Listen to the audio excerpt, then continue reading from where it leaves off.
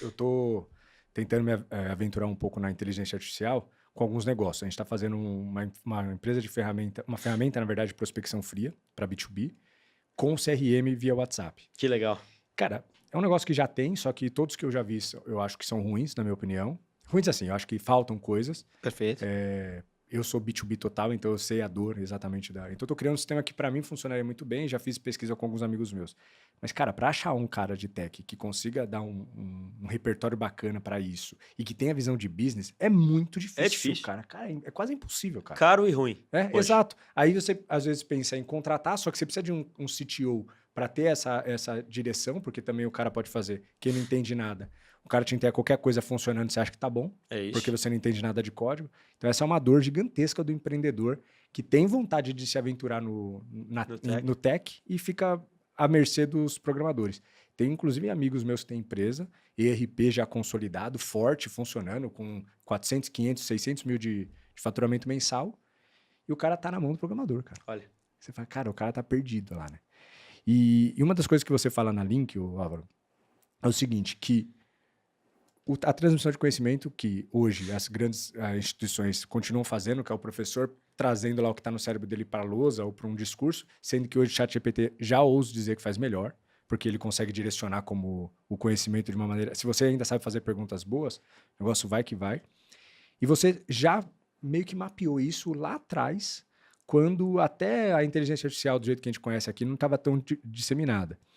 Como que está sendo, depois do ChatGPT, essa mudança? Eu acho que para a educação, não vou nem comentar, porque a galera tá correndo atrás ainda, mas para a Link, que está na dianteira disso, como que vocês estão interagindo com o ChatGPT, a interação entre aluno, professor, conhecimento e inteligência artificial? Como que está essa relação? Cara, eu não vou romantizar muito o negócio de ChatGPT, não. Eu acho que o binômio que a gente precisa pôr atenção é homem mais máquina. Acho que num determinado momento ali em 1995, quando a gente saiu da carta e começou a receber e-mail, você via que um cara que tinha acesso a e-mail era mais poderoso do que um cara que tinha menos acesso. Total. Tudo bem, podemos voltar até no fax, se você quiser, né? Ou na calculadora, Sim. andando um pouco para trás. O que foi percebendo é que um ser humano de posse de uma máquina para seu bel prazer é mais forte do que um ser humano sem posse da máquina. Né? Hoje, se a gente estiver num trânsito querendo achar o 1373 Joaquim Távora, cara, eu boto aqui no Waze e eu vou achar.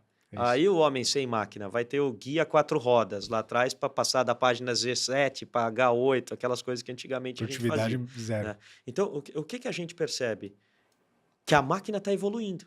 Então, o e-mail passou a ser o celular, que passou a ser o WhatsApp, o Nextel, que um dia foi importante, que já era não ótimo, é mais.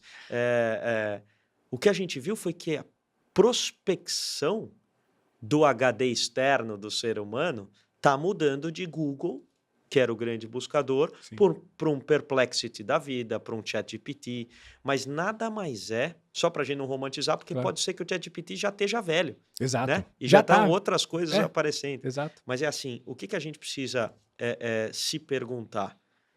Eu tô como ser humano, eu tô bem? Acho que esse é o número 1. Sim. Saúde física, Total. Mental, porque isso é insubstituível. Para aproveitar isso. A máquina não resolve. Né? Bom, tô bem. Então, qual que é a melhor máquina que me atende pro meu objetivo? Cada ser humano tem um objetivo. Tem um cara que quer ser tenista profissional, então a máquina o atende da melhor maneira ali, né? Tem um cara que quer ser um dono de negócio, tem um cara que quer ser um médico, que quer fazer diagnóstico precoce de doença que pode até vir a se manifestar depois, sei lá. Né? Então, o que a gente precisa se perguntar é assim, eu estou usando o máximo das máquinas disponíveis para servir o meu propósito, o meu objetivo? Se o meu propósito é formar empreendedores, ou mudar o mundo através da educação, é deixar a moçada vanguarda de qualquer educação, eu preciso oferecer para eles, alunos, cara, o melhor que a máquina tem. Então, você vai na Link, é ChatGPT para tudo quanto é lado, é Perplexity para tudo quanto é lado. Isso funcionando durante as aulas? Durante as aulas, fora das aulas, o tempo todo. A dinâmica de lição de casa, por exemplo, tá? Trabalho, coisa do tipo. Como que funciona isso? Existe ainda essa demanda ou o professor já vai colocando... Teve uma época que eu fiz um curso, eu não lembro nem... Eu acho que era um curso de idioma, que eu estudava a matéria antes do curso, antes da aula. E eu achava surreal. Eles falaram que tinha até um conceito meio que americano que usavam isso. que era basicamente o seguinte, ó, na próxima aula nós vamos aprender isso, isso e isso.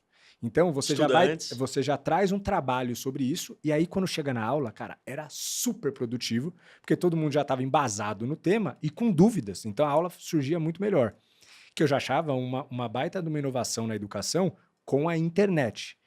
Quando você fala de ChatGPT, cara, a depender do, ainda mais com o chat, quando eu falo ChatGPT, eu estou falando de inteligência artificial. Quando você fala de inteligência artificial, cara, o nível de profundidade dos meus estudos está sendo muito mais profundo, porque querendo ou não, eu coloco a grande pesquisa para a inteligência artificial fazer e depois eu vou interagindo com ela. Perfeito. Né? E vai funcionando super bem.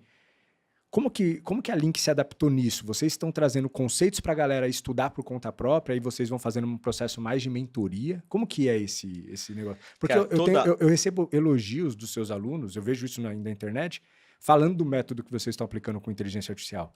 Só que eu não sei exatamente como que é e é uma curiosidade. Como que vocês estão fazendo? É assim, cada aula é uma aula. Tá. Não existe uma metodologia de ensino, principalmente aplicada, né, na Link. Não sei se você sabe, o semestre ele é dividido em duas partes. Ele tem a primeira parte do semestre, eles são fundamentos, legal. E a segunda parte é aplicação. Que legal, não então sabia. Isso vai dando oportunidade da turma ir criando empresas ali. Que não legal. É, tô vendo no livro, tô fazendo uma prova no papel, mas no dia a dia. Fazendo. Que legal. Né? Um professor, quando ele é treinado para dar aula na Link, eles são todos de mercado, ele tem 18 tipos de aula que ele pode dar. Ele pode escolher como transmitir um conteúdo de 18 diferentes formas. Caramba. Né? Uma forma é através de pre-read cases. É exatamente isso que você falou. Cara, você vem lido que aqui vai ser só discussão disso. Você tem que estudar isso, você tem que ler o artigo, ouvir esse podcast e você vai vir aqui para a gente discutir. Isso é um formato de aula. Legal. Um outro formato de aula é a construção de um trabalho em grupo ali na hora. Um outro formato de aula é a exposição. O professor vai e expõe aquilo.